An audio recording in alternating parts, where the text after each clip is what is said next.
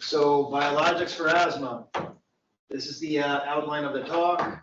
So first off, what is a biologic? A biologic is a therapy that's made up of sugars, proteins, nucleic acids, or complex combination of these, or even cells or tissues that you can administer patients. Isolated from natural resources like animals or microorganisms. And these can be in the form of vaccines or something that we do in allergen immunotherapy. Can involve genetic-based interventions or cellular biologics. What is the difference from a pill that you give a patient from conventional drugs? Conventional drugs are chemically synthesized. And this is all from the FDA.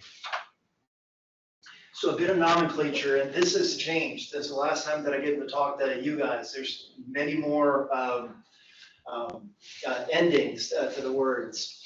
So OMAB, we rarely see this. It's 0% human. These are antibodies that are all made from mice, right?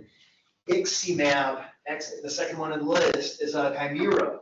It's a merger between mouse, where it's variable regions, and then the human constant region of, you're visualizing the Y-shaped antibody as I speak, right? So it's about 65% human. We still see infliximab, for people with a rheumatoid, they still use it a lot. And then Zumab, as you can see, it's progressively more percent human, what we're seeing, until we get to the more recent ones where we go back to now being like a cyborg, I guess.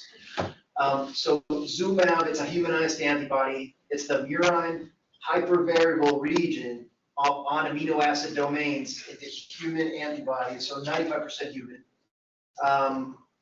Omalizumab, we're going to speak about that one. And then UMAB, it's just produced with transgenic mice, or a phage display library.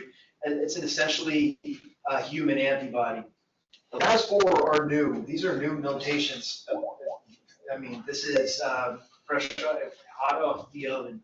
TUG, it's an UMAB type of monoclonal antibody, but modifications have been made, for example, in the FC portion, so it doesn't degrade as quickly. Half-life is usually a month for all antibodies. Now these prolong the half-life. We're going to see drugs now that remain, it's like twice yearly dosing. I'm going to show you some data on that. And then MIG, it's a nanobody with dual targets. I'll speak about that, in the pipeline type drugs. BART, it's an artificial antibody, and MENT, it's an antibody fragment. So for if the fat fragments, for example, and they just bind to the target, no FC portion. So pretty cool things that we're doing to the antibodies and how to modify them to meet our needs. So this is from Shilpa Tonk's review. She was one of the allergy fellows, now adjunct faculty member. These are the targets and mediators important in asthma. Have you seen this slide before, I'm guessing? Something similar.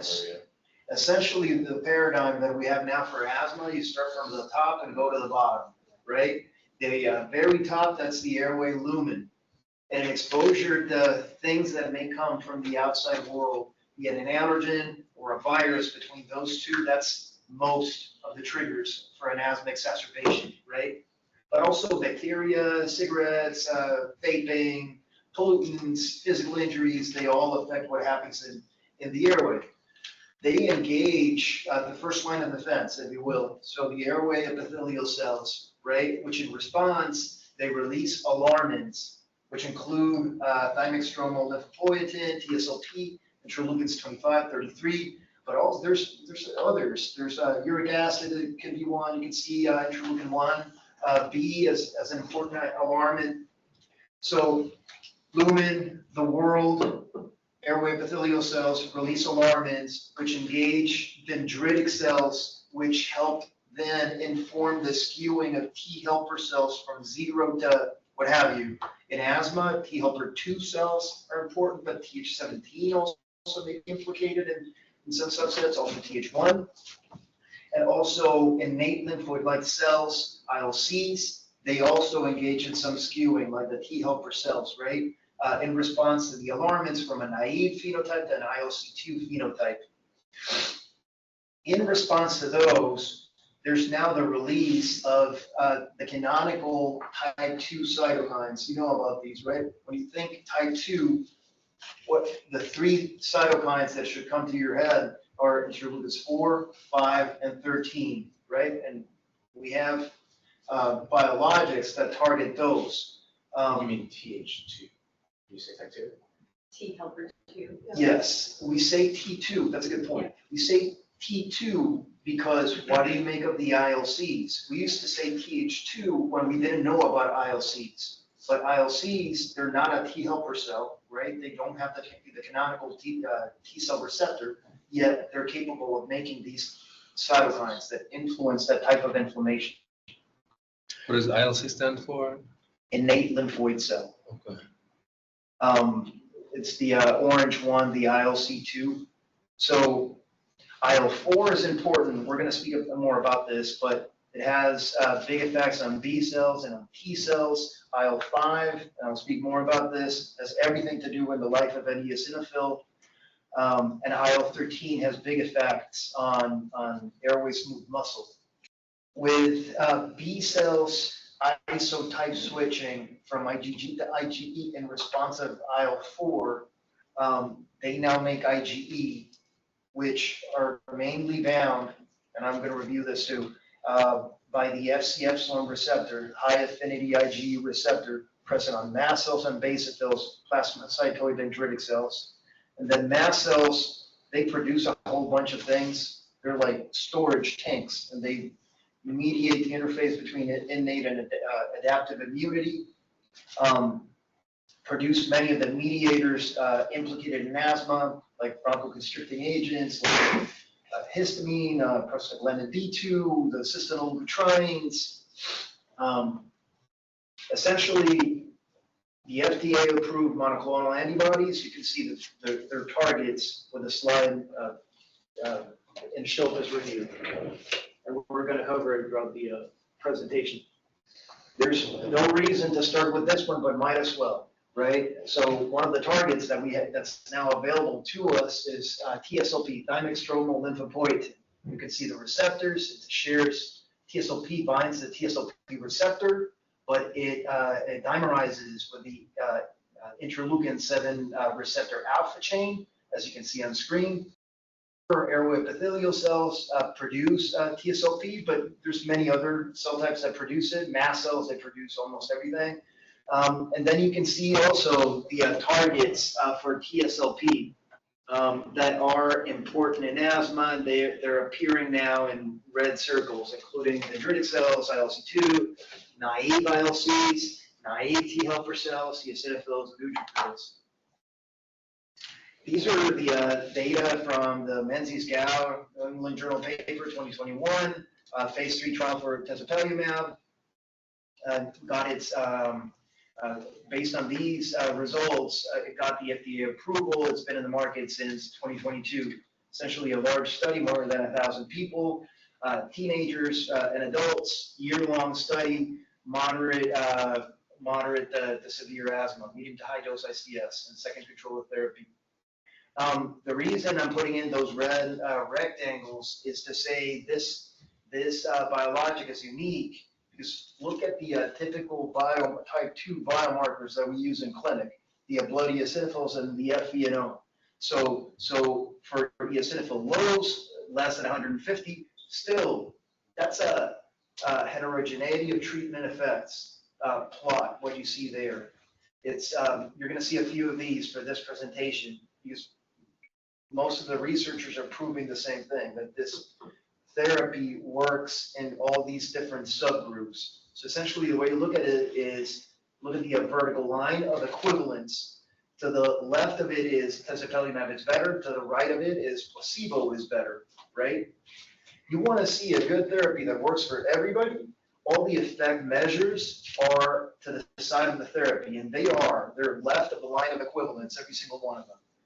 Sometimes, you have a question? Yeah, are they comparing these? So these are people who are severe uncontrolled asthma to the point that they require biologic. Sure. So is it like biologic plus or minus maximal therapy for control? It's medium, the ones on placebo are on placebo plus medium to high dose ICS, plus a second controller.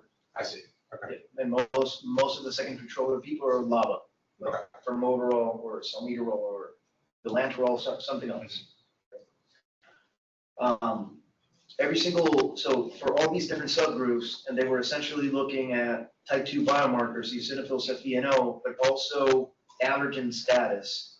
So it doesn't matter that these people are non-allergic, it doesn't matter if they have low FeNO, less than 25 parts per billion, low eosinophils, less than 150, they still had an effect. Sometimes that's hard to prove because you're not powered to detect subgroup differences. But here they did. It's the range of the effect around the black square still is to the left of the line of equivalence. So that's pretty good. Notice though that the main effect is on high T2. Like there's still predictors for better responses with tezepelumab. They didn't notice an OCS sparing effect detected in a secondary analysis. They did detect it for people who had high blood eosinophils, type 2 biomarkers. That OCS sparing effect, that's hard to prove. If you look at the one for omalizumab, if you look at the one for Dupi, for mepolizumab, they all defined it in different ways. So it's the devil is in the detail. It's part of the reason they didn't pick it up. Also, the placebo group in that trial, the OCS sparing effect trial, they had the placebo did so well. That's hard to, what do you do when the placebo does so well?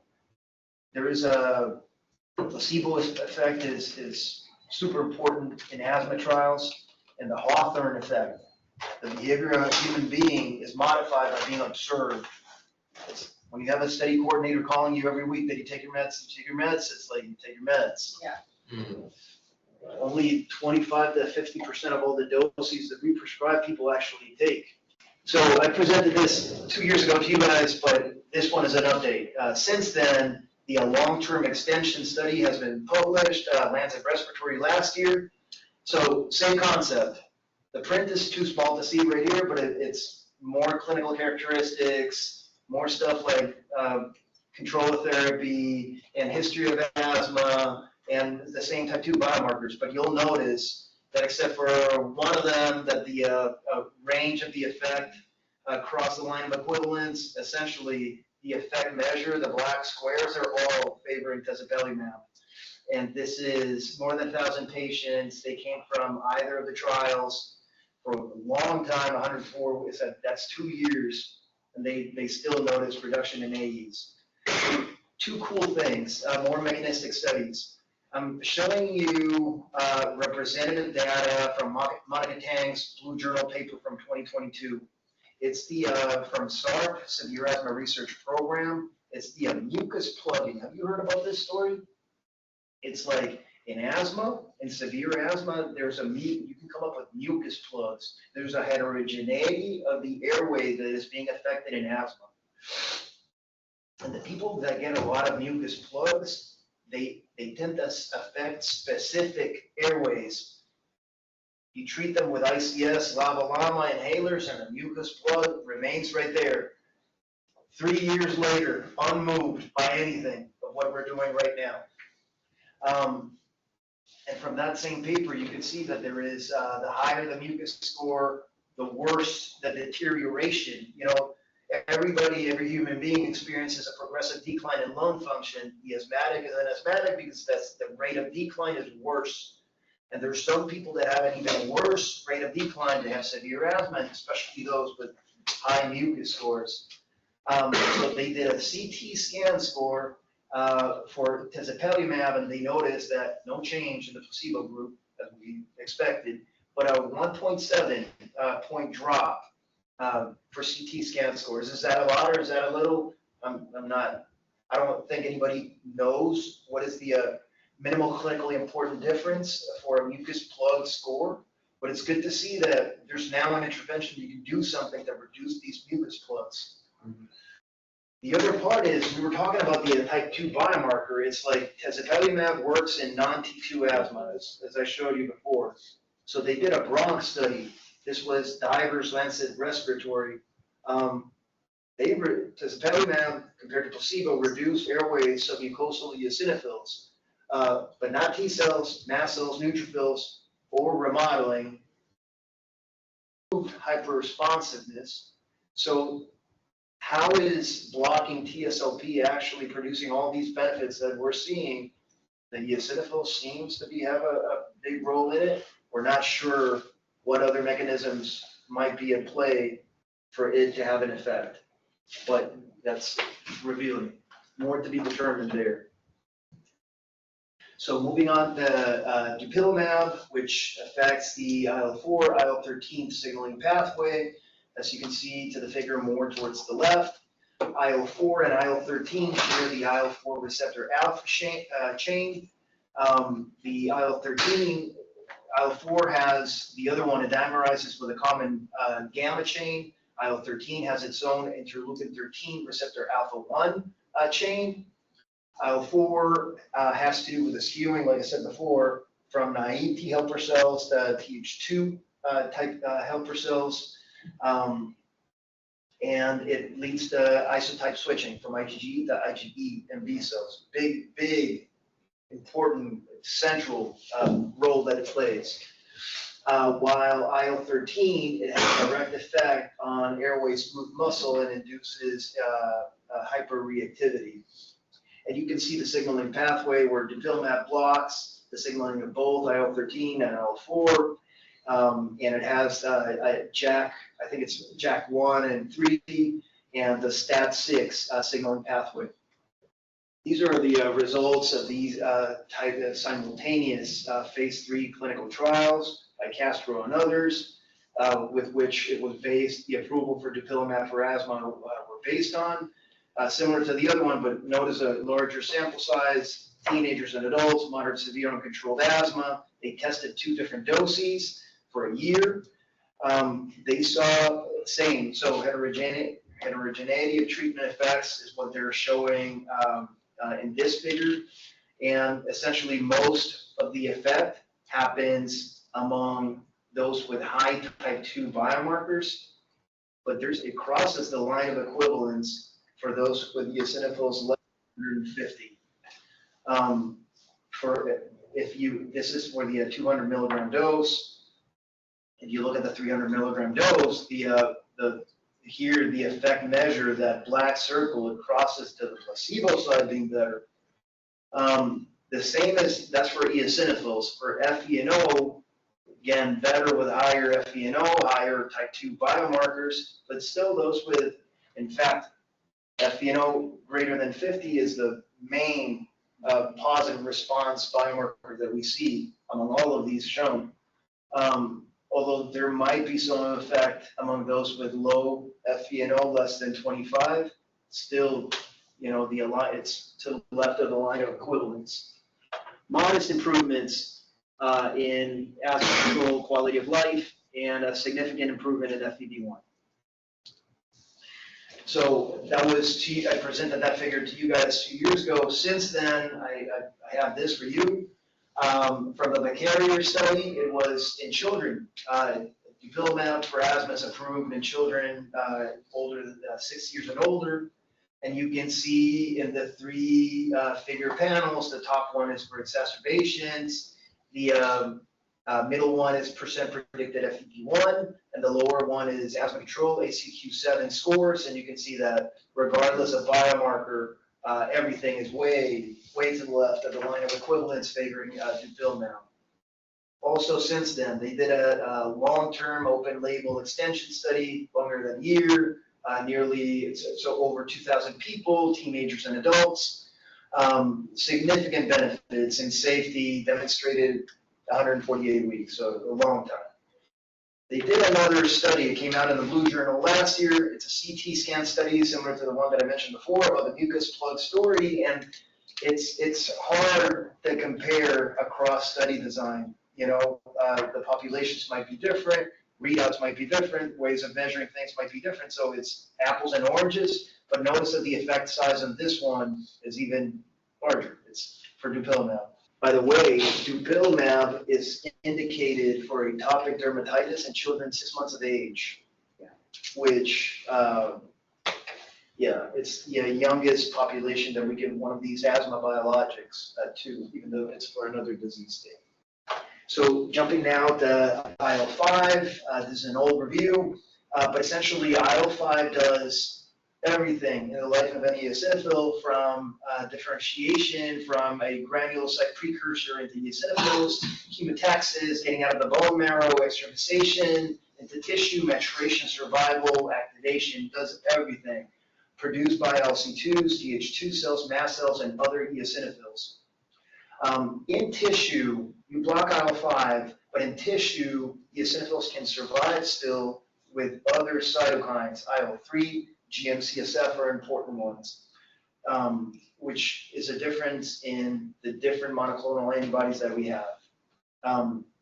So we have rislizumab, which is IV, and mepolizumab, which is sub-Q, that bind the cytokine itself, IL-5. And there's benralizumab that binds the IL-5 receptor alpha chain present in the eosinophils and basophils, and leads to depletion of eosinophils, which is unique to that mechanism of action, by antibody-dependent cell-mediated cytotoxicity.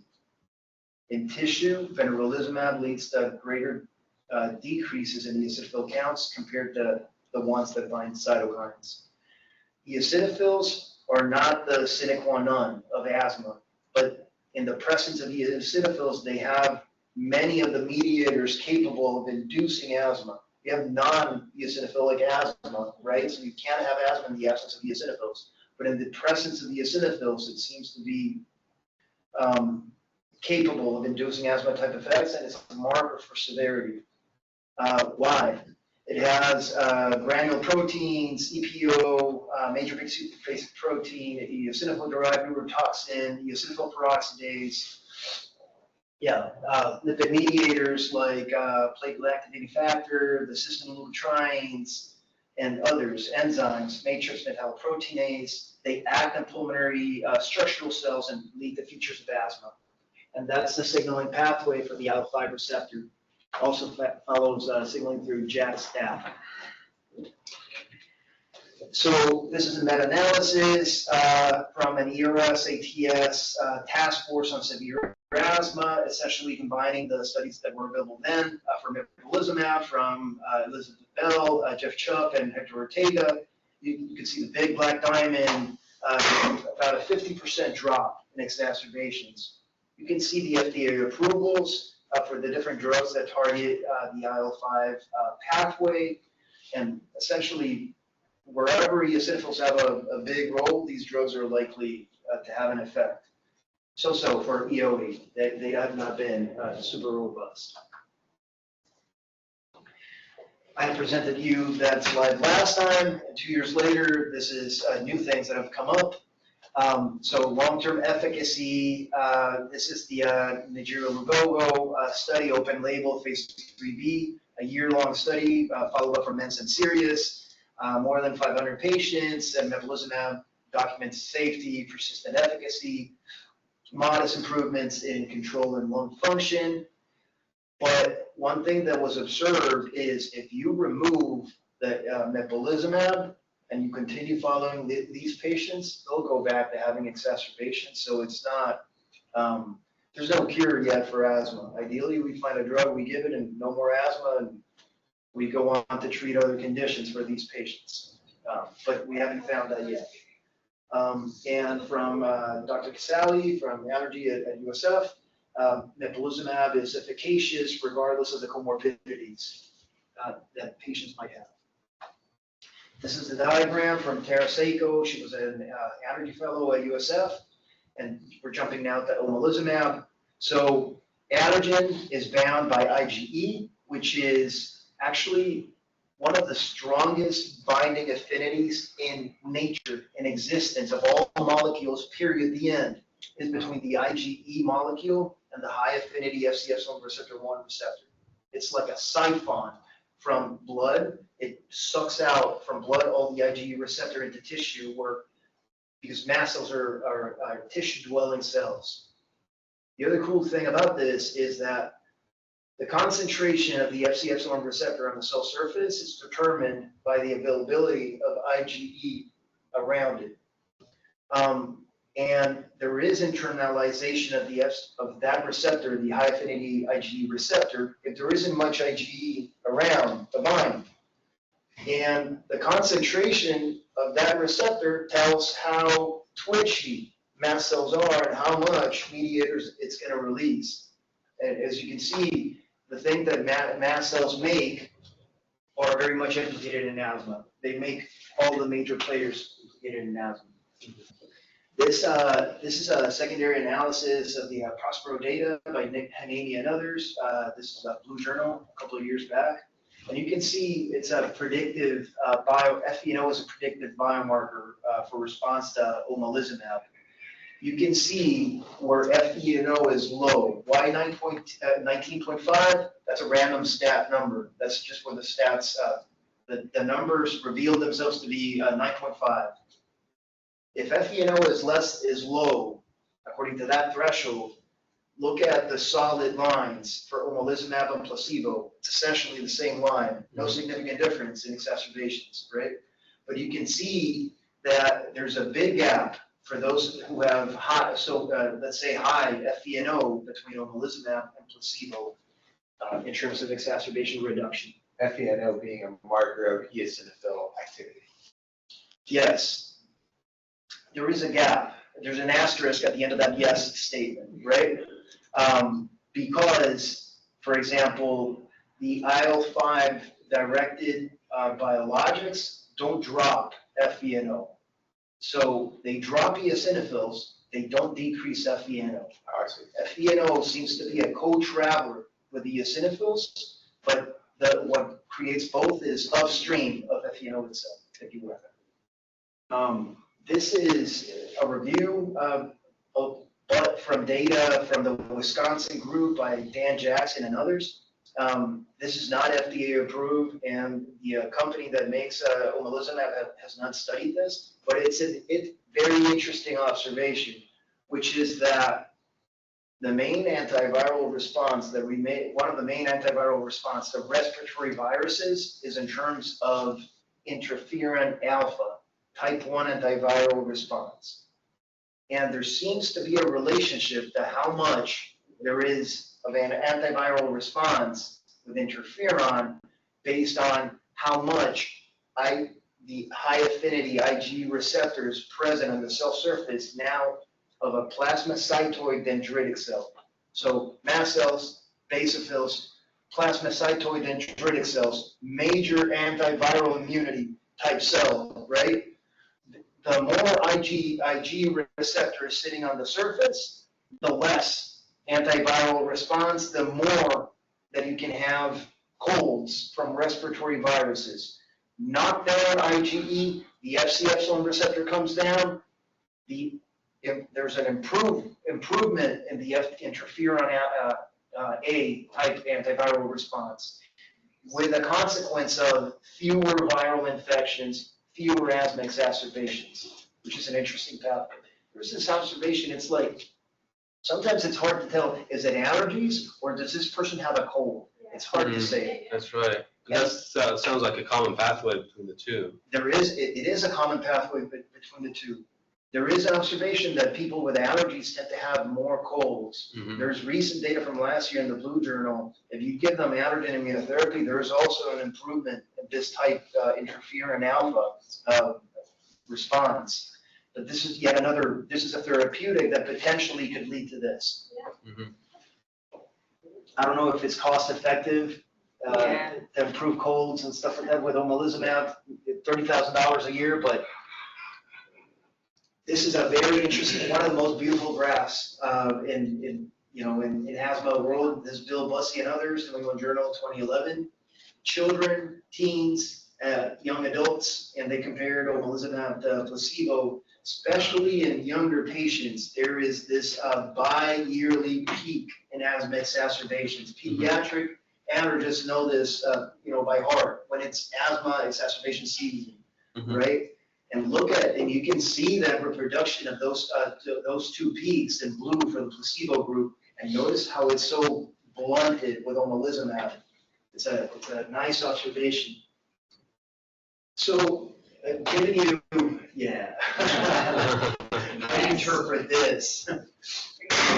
I'm giving you information about the 6 clinically available biologics for asthma. How do you choose, right? So you have a patient with uncontrolled severe asthma. You've given them all the inhalers that they say they're going to take, and that's available and cheap and accessible to them, still having exacerbations. This is a review by Shah and Chris Breitling from last year. One way to look at it is, do you have them on maintenance daily prednisone? Do you have a lot of patients like that, by the way? Severe asthma, not COPD, daily OCS, oral corticosteroids. I don't have any. At the VA, Yeah. which we do our first and second year continuity clinics, Allergy. honestly not, because allergy manages most of those patients. Gotcha. I would think that it's also like a minority or none. But for those people, you can make a difference. The only one that's FDA approved for OCS-dependent patients is dupilumab. There is some data that mepolizumab is maintenance oral corticosteroid dose sparing. Same that for omalizumab, like I said, in that subgroup with T2 high markers, also true for tezepelumab. So that's the first line of the algorithm. Are they on daily OCS, yes or no? If yes, then choose that. For non-eosinophilic asthma, blood eosinophils less than 150. Is it allergic? If so, omalizumab is an option. I showed you data that tezepelumab seems to work in them. If you don't care, the person has no allergies. If the FeNO elevated, then dupilumab seems to be useful for them. We saw there was a predictor, of one of the main predictors for response. And if it's eosinophilic, then it's harder because most of these drugs seem to do well with a higher than blood eosinophils. Go for it. So for after the eosinophil count, allergic, non-allergic, I thought we differentiate through the eosinophil count. Is there another way to differentiate between allergic and non-allergic asthma? How do you? Oh, allergic here means they have a history of allergen immune-mediated symptoms. I go to a dusty house and I get an asthma attack. I see. So just by history, basically. And by skin prick testing. Exactly. Yeah. Okay. Skin prick testing or IgE testing. All right. That's yeah. What's the IgE cutoff you usually look at? That depends. I think for clinical trials, if it's positive, if it's above the lower limit, which is usually 0.35 millunits per liter, then it's positive. Okay. There's a few allergens out there that there are established cutoffs for clinical significance, but for most at least asthma trials, positive. Okay. This is a nice review by one of the senior allergy fellows. Came out this year. Actually, most of the update that I've given you is from that review. You should check it out. But essentially, if you can kill more than 2 birds with 1 stone, the better. Omalizumab, for example, is indicated, it's the first drug in the market for food allergy, just that was approved this year. It's a staple in the treatment for chronic urticaria. It's approved for nasal polyps, right? So if your patient has multiple of these comorbid conditions and uncontrolled asthma, then maybe choose that. And you can see the FDA indications for all these different drugs. What's CSU and CRS for FP? CRS, cytokine release. Chronic spontaneous urticaria. And then, Hives, chronic hives, and then rhinosinusitis with nasal polyps. nasal polyps. So there's no asthma on this. Sure. All of them are asthma. Plus. Plus the cool. And these are exactly, and then these are the additional indications in addition to asthma. So you can maybe start a patient who has one of these conditions if they're, let's say, have mild asthma or not on, like high dose steroids. But if they have one of these conditions, you can start for this indication, and their asthma will probably benefit too. That's true. Right? That's true. I don't think there's a lot of data for me to say, but intuitively, that absolutely makes sense. Yeah. And the other way is true. The other way around is true, right? Like, person has bad asthma, has mild hives, probably the hives go away too. Yeah. Along the same line, one of the things I'm thinking during your presentation is if these new drugs are so effective, and there's cost and initiation concerns, but should we be putting people on these earlier? Yeah. Because it I have a does slide only for have you. to be for I have severe. a slide for you, I think you're gonna like it. All right. I'm taking too long, so I'll speed up. But essentially, this is GINA report, last updated May 2023, and you can see that there's a bunch of these biologics for the last step as a treatment option. These are the NABP, the American Guidelines, last updated December 2020, and you can see that biologics are there. They say, for example, and by then, tezepelumab was not even in the market. And additional ones are likely to come. This is a slide that I have for you. This is a work by Simon Coulard and Ian Pavord. I heard them speak about this and promote at least consideration, maybe test it in a clinical trial, but I think it makes a lot of sense. I think at least it's like thought-provoking, which is if your patient has an asthma attack, every time there's an asthma attack, there is a worsening in the lung function. Mm-hmm. And a lot of this lung function is once you lose it, you don't get it back. It's people, they call it people remodeling, right? So why do you want to wait? For for all of us to get the biologic approved, they need to have a history of a lot of exacerbations. In the UK, it's 4 exacerbations per year for them to get it approved. So more of a reason for them to say this, right? But they took together a bunch of trials from many different pharmaceutical companies and pulled together the participants. And they came up with an algorithm. And you can see the traffic light, right? The green, yellow, and red. The red ones are the higher likelihood of even having yet another exacerbation. But essentially, asthma attack in the past year, GINA, so the GINA treatment step, more control therapy that you have your patient on, risk factors, and these are like smoking and anxiety and obesity and nasal polyps. You asked about nasal polyps, by the way. There's a nice paper by Monica Kraft and others pulling together pharmaceutical trial data, nasal polyps consistently. If you hear from your patient, I have no sense of smell, I have nasal polyps, and ENT surgeon said that I have nasal polyps, one of the strongest, most reproducible risk factors for featuring asthma exacerbations. Be on the lookout for that.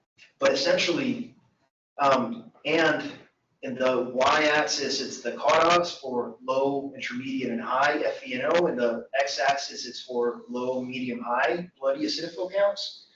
They're saying, why should we wait for the remodeling and the loss of lung function to happen for us to initiate these drugs that can, we know, improve lung function and can have a long-term effect?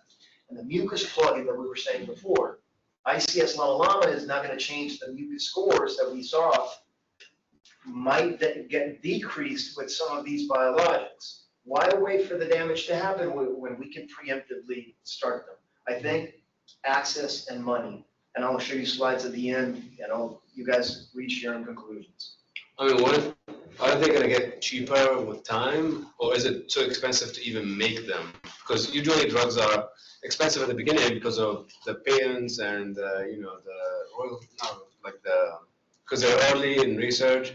That's why they're expensive. But with time, 5-10 years, they get cheaper and cheaper. Are these expected to get cheaper, or are Some they? people say yes, some people say no. It's controversial.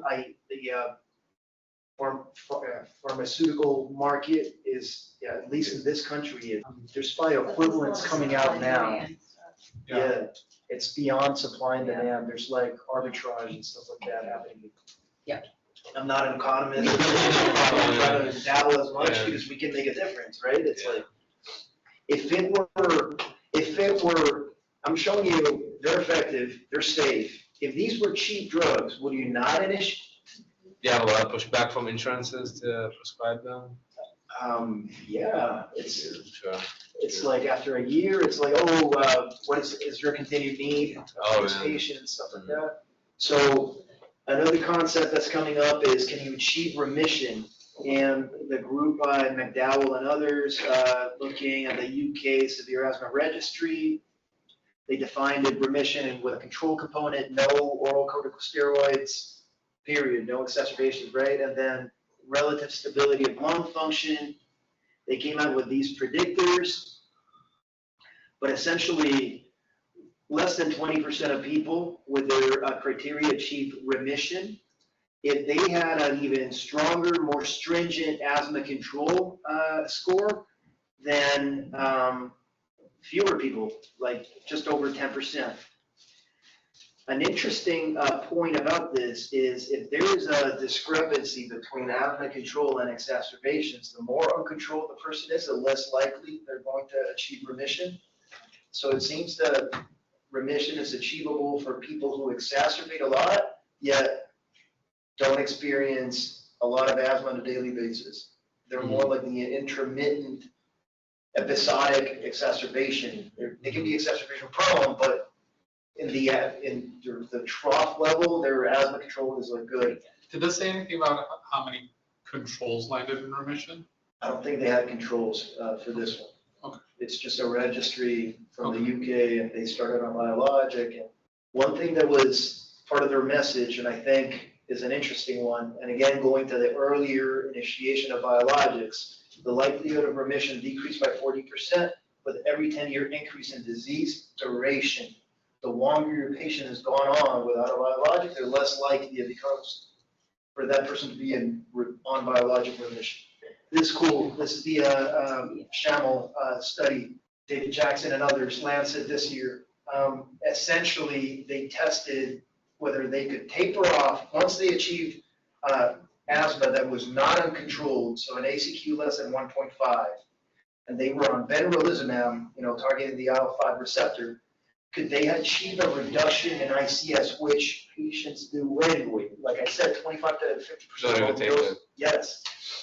So look, they found that 92% of all the people successfully completed a reduction in their ICS dose, and that just over 60% were able to get to the point of MART therapy, as needed use only. No daily therapy, only benralizumab, and having budesonide formoterol, which they use as needed, which is what people want.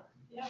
With reduction group with similar asthma outcomes and adverse events, use 1/3 of the cumulative ICS dose. Slight worsening for that group in purple, slight worsening of the lung function, slight increase at the FeNO level. That's a strong caveat right there. I don't know if this is what we want, but at least a reduction seems to be feasible once you start the biologic. This is for benralizumab. I don't know. I'm guessing other companies are going to try to replicate this with their own biologic, but we don't know yet. In clinical practice, have you seen that though with the other biologics? People do that all the time. I feel better. I feel better if they stop using their inhalers. Yes. Okay. All the time. It's like it's a subset of people that Just do it anyway. do it anyway. Yeah. This is the GINA report. It's like start a biologic, reevaluate after 3 to 4 months based on control, exacerbations, lung function, comorbidities, satisfaction, other meds. This is from an allergy a few years before. So how do you do this? So there's no way that they say how to do this, right? How to reevaluate, how to do a switch. But the things that this data free, but they switched to a biologic targeting a different pathway, might be the same pathway, but different mechanism or route, like IV as opposed to sub-Q or something like that, or just switch to any other biologic and empiric and see what happens. These are the pipeline drugs, communication. We're allowed to see this. Porcupine has to do with differentiation of T cells, inhaled fat fragments against TSLP, and phase 2, that's the other alarmin, the cytokine IL-33 or its receptor. There's now this nanobody, that's the MIG that I was telling you. They're nanobodies and they attack 2 cytokines at the same time, IL-13 and TSLP. There's a long-acting, like twice-yearly dosing of anti-TSLP. OX40 also has to do, and it affects like different, not only one Th2, but multiple inflammatory pathways. Anti-BTK Bruton's tyrosine kinase also affects multiple B cells, but also mast cells, which are implicated in asthma. And the more recent ones, depemokimab, the long-acting IL-5 drug. They haven't released the phase 3 results, but the headline results, like an announcement from the company, it was a positive trial. So for IL-33, I have like 7 minutes left, so I'll skim through this. You can see the mechanism, the signaling mechanism, mostly produced by the epithelium, and it affects many different cell types that are implicated in asthma.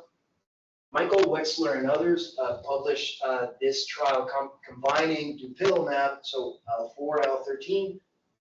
What happens if you combine different targets? Is it better? And create exacerbations, because notice this is not even a year, it's 32 weeks. It's hard. Exacerbations in severe asthma happen once a year. It's a low event rate. How do you prove that something works in reducing exacerbations when even the severe only have one per year? It's hard to make a dent on that, right? You recruit a lot of patients and you watch them for a long time. So what happens if you don't have the time or money to do this? What they did, I don't know how they got it approved, but on these people, randomized placebo or IL-33, IL-33 plus Dupi or Dupi alone, they took away their inhaler, their controller therapy by design. And this is what they found. The highest loss of asthma control happened in placebo, as expected.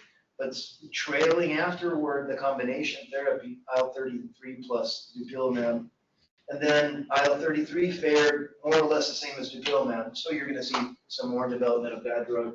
But in combination, we have no data to say that in combination it works better. But what about other combinations? So before, 2 years ago, I showed you Sarah Giardini. It was impressed then, and they found that 6 out of 8 improved with dual biologics. And there's a case series now, Journal of Asthma this year, came out recently, supporting safety and efficacy if you combine an IL-5 targeted drug with omalizumab. This is the drug for the IL-33 receptor. Had this phase 2, so they tested multiple doses, at least for the lung function, only the highest dose, the 490, was significantly different from, had a real difference, a substantial difference over placebo. And it seems to work in eosinophil low in terms of reduction in exacerbations. This is a review by Leah Ishmael. She was one of the allergy fellows. She's now at Mayo Clinic at Jacksonville. And as you can see, neutrophilic asthma is a thing, and it seems to be driven by IL-6. First thing that I'll say, this is a paper by Chris Breitling and others. If Th17 cells are important in asthma, and neutrophilic asthma is a marker for worse asthma, let's target that pathway and see what happens. See what happens. The placebo, significant difference, where the placebo did better, fewer exacerbations, more exacerbations with the IL-17, IL-23 drug, which is in the same pathway. A prior study by Bill Bussey was also negative. And a critique was, but you didn't select for people with neutrophilic asthma necessarily. They did a sub-study with doing a gene expression in sputum, and also those with the highest sputum neutrophils didn't do better. So not a lot. It seems to be a player, but is it mediating everything, or is it an innocent bystander? Is it, or is it just an association, right? And IL-6, this is work by Michael Peters from, he used to be at UCSF and John Fahey's lab. Interesting story. So IL-6, you needed to differentiate from naive T helper cells to Th17 cells. Dual Th2, Th17 cells are overrepresented in severe asthma. This IL-6 receptor trans signaling also overrepresented in severe asthma. If you take IL-6, at least there's a paper by Nouveau in Journal of Immunology, like 2009. It leads to excessive mucus goblet cell hyperplasia. This is a mouse model, but it might be implicated in asthma, IL-6 in itself. So they wanted to look at it. And this is a strategy that they used. Look at the figure all the way to the left. They looked at plasma levels in a healthy cohort in San Francisco. And they said, since nobody knows what the range means, we're going to take the top 5 centiles, so 95 percentile and up, and that's going to be abnormal. All right, fine. Now they're going to take this moderate asthma of moderate severity from San Francisco, and they look, oh, I'm going to use the same threshold, that 95% threshold. It was 3.16. They found that some of them had higher levels in plasma IL-6. Then you take the NHLPI severe asthma research program, and way more people have IL-6 beyond this threshold. And in fact, from the baseline paper, baseline data, they found that those with IL-6 high were more likely to have an exacerbation compared to those with IL-6 low. And then they had that same baseline number in IL-6, and they looked. Let's look now at the prospective 3-year data. And still, Michael Peters found that it was an independent risk factor for more severe exacerbations, independent of blood eosinophil levels and all the standard adjustments that you can do with the statistical modeling like that. So more to come on that, and we're doing the NHLPI precise study in severe asthma. We were a site here at USF. The data is coming in now. You should data from that trial forthcoming if you use an IL-6 blocking monoclonal antibody to see if you can improve asthma outcomes with that. This is the cost. Look at that third figure from left, column from left to right. All of these drugs, they cost an eye and a half. They're nearly $40,000 for most of them. That's per dose or per year? Per year. Per year. That's per year, per person per year.